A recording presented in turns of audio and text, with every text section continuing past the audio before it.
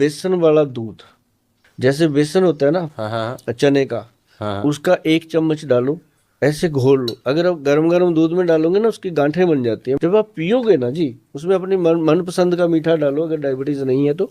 नहीं तो अगर डायबिटीज है तो शहद डाल सकते हो, हनी कभी शुगर नहीं बढ़ाता। तो वो मिला करके उसको पियो, और जब आप पियोगे ना जी, आपको ऐसे लगेगा रबड़ी वाला दूध पी रहे हैं, अच्छा। इतना अच्छा। और उससे क्या होता है कि हमारा जो जो जितना भी हमने बाहर से धूल मिट्टी पक्की है, गले में इन्फेक्शन हो रहा है, गला खराब हो रहा है, या